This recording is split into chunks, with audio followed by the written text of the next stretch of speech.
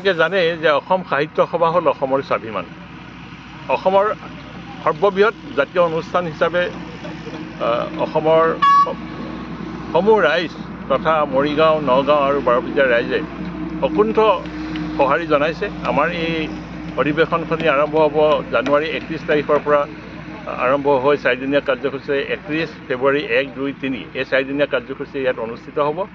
ইতিমধ্যে আমি 34খন উপকমিটি গঠন কৰিছোঁ। এই 34খন উপকমিটিয়ে দিনে নিশাই কাম কৰি গোটেই প্ৰাৰম্ভিক প্ৰস্তুতিটো সমাপ্ত কৰিবৰ কাৰণে আমি লক্ষ্য নিৰ্ধাৰণ কৰি ৰাখিছোঁ আৰু আমি আশা ৰাখিছোঁ আমাৰ গোটেই কাম কাজবিলাক প্ৰস্তুতিবিলাক অহা 31-30 তাৰিখৰ ভিতৰত 30-31ৰ ভিতৰত আমি সম্পূৰ্ণ সমাপ্ত কৰিব পাৰিম। আৰু বিশেষকৈ আপোনালোকে দেখিছে মূল তোৰণখনৰ কাম ক্ষিপ্ৰগতিত চলি আছে। আমি প্ৰখ্যাত কেইবাগৰাকীও শিল্পী ইয়াত জড়িত হৈ আছে। আমি চেষ্টা ৰাখিছোঁ যাতে গোটেই অসমৰ জনজীৱনৰ প্ৰতিচ্ছবিখন আমাৰ গেটখনত প্ৰতিফলিত হয় আৰু বিশেষকৈ প্ৰতিটো কাম যাতে নিয়াৰিকৈ কৰিব পৰা যায় সেই ক্ষেত্ৰত আমি বিশেষভাৱে সতৰ্ক হৈ আছোঁ আৰু আমাৰ জিলা প্ৰশাসনৰ ফালৰ পৰা আমাৰ লগত পূৰ্ণ সহযোগ কৰিছে।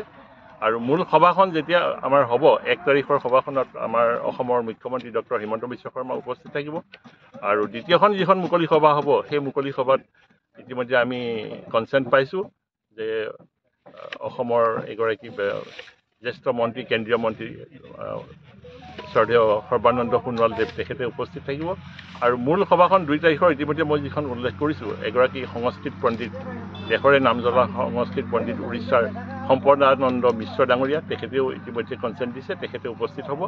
গতিকে এই গোটেইখিনি সামৰি আমি ভাবোঁ যে আমাৰ একাদশ যিখন বিশেষ বাৰ্ষিক অধিৱেশন বাৰপূজীয়াত অনুষ্ঠিত হ'বলৈ গৈ আছে ই এখন সৰ্বাংগ সুন্দৰ এখন অধিৱেশন হিচাপে পৰিগণিত হ'ব আৰু সৰ্বদিশতে যাতে সৰ্বতো প্ৰকাৰে আমি সফল হ'ব পাৰোঁ তাৰ বাবে আমি সমগ্ৰ অসমবাসী ৰাইজলৈ আহ্বান জনাইছোঁ আৰু আজিৰ এই আপোনালোকৰ জৰিয়তে আমি সমগ্ৰ ৰাইজলৈ আহ্বান জনাইছোঁ যাতে আপোনালোকে সকলোৱে আমাৰ এই অধিৱেশনখন সাফল্যমণ্ডিত কৰাৰ ক্ষেত্ৰত সহায় সহযোগ আগবঢ়ায় আৰু আপোনালোকৰ অংশগ্ৰহণৰ কাৰণে আপোনালোকৰ আটাইকে আমি আদৰণি সন্মিতিৰ পৰা আদৰণি জনাইছোঁ আৰু আপোনালোকক আহ্বান জনাইছোঁ যে ইয়াত অংশগ্ৰহণ কৰক, স্বতঃস্ফূৰ্তভাৱে আমাৰ এই মহান জাতীয় অনুষ্ঠানটোক আৰু বাৰপূজীয়াবাসীক আপোনালোকে সহায় সহযোগ কৰি বাৰপূজীয়াবাসীক ধন্য কৰক।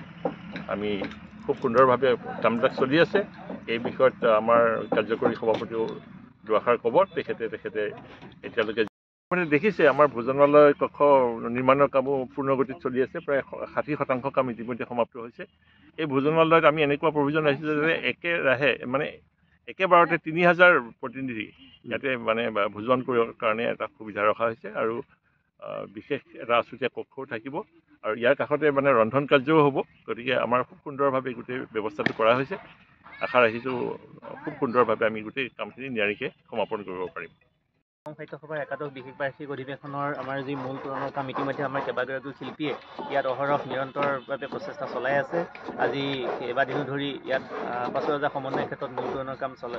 আমি কেইবাজনো শিল্পীয়ে দিনে নিশাই অতি কষ্টৰে কাম কৰি আছোঁ আৰু এই ক্ষেত্ৰত আমাক সহযোগ কৰিছে আমাৰ মৰিগাঁও বিশিষ্ট শিল্পী, ভাস্কৰ্য শিল্পী জিতু বিকাশ দাস ডাঙৰীয়া আৰু লগতে মৰিগাঁৱৰ কেইবাগৰাকীও বিশিষ্ট শিল্পী আছে। আমাৰ তোৰণ উপ সমিতিৰ সন্মানীয় সভাপতি ৰহিন বাংখাই ডাঙৰীয়া তেখেতেও আমাক সহযোগ কৰিছে। লগতে আদৰণি সমিতিৰ সন্মানীয় সভাপতি মাননীয় শ্ৰী হেমন্ত কুমাৰ দেউৰী ডাঙৰীয়া, কাৰ্যকৰী সভাপতি প্ৰিন্সি শৰ্মা ডাঙৰীয়া, সাধাৰণ সম্পাদক মাননীয় শ্ৰীযুত ডক্টৰ প্ৰদীপ কুমাৰ ডেকা ডাঙৰীয়া প্ৰমুখ্যে আদৰণি সমিতিৰ সকলোৰে সহযোগত আৰু তোৰণ উপ সমিতিৰ প্ৰতিগৰাকী সদস্য, প্ৰতিগৰাকী শিল্পীৰ সহযোগত আমি দিনে নিশাই এই প্ৰস্তুতি আৰম্ভ কৰিছোঁ। আপোনালোকে দেখিবলৈ পাইছে আমাৰ যিখন মূল তোৰণ আমি বৃহৎ আকাৰৰ এখন মূল তোৰণ প্ৰস্তুত কৰিবৰ কাৰণে আমি আগবাঢ়িছোঁ অসমৰ জনসাধাৰণক আদৰিবৰ কাৰণে আৰু এই মূল তোৰণখনৰ এটা পৰিকল্পনা আমি আপোনালোকৰ আগত দাঙি ধৰিব বিচাৰিছোঁ। মূল তোৰণৰ একেবাৰে ওপৰৰ যি শাখা আছে, ওপৰৰ শাখাত আমাৰ অসম সাহিত্য সভাৰ যি প্ৰতীক আছে, স্থায়ী প্ৰতীক আছে, এই প্ৰতীক তাত স্থাপিত কৰা হ'ব আৰু তাৰ তলতেই অসম সাহিত্য সভাৰ যি চিৰযুগমীয়া বাণী চিৰচেনেহী ভাষা জননী সেই বাক্য তাত লিখা হ'ব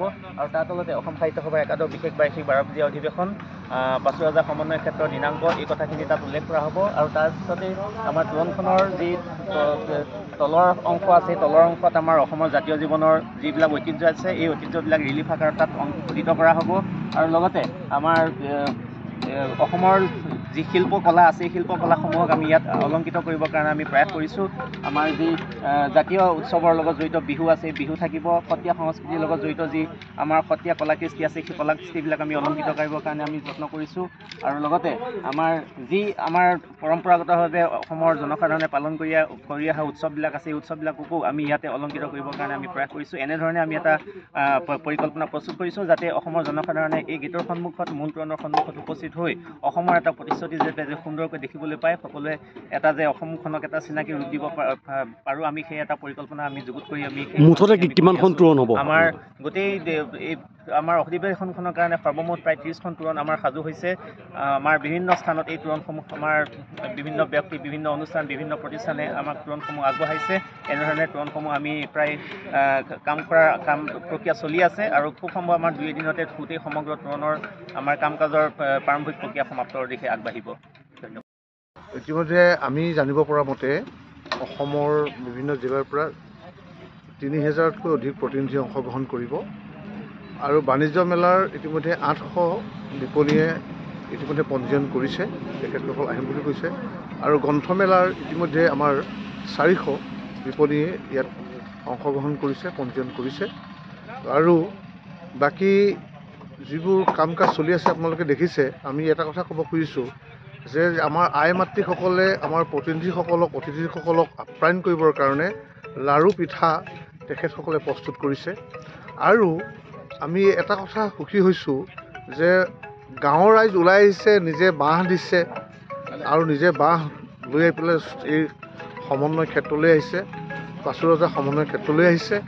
আৰু ৰাইজেও ইয়াত ওতঃপ্ৰোতভাৱে জড়িত হৈ কাম কাজ কৰিছে আৰু ৰাইজে ওলাই আহি আজি নাটঘৰৰ কাম কৰিছে।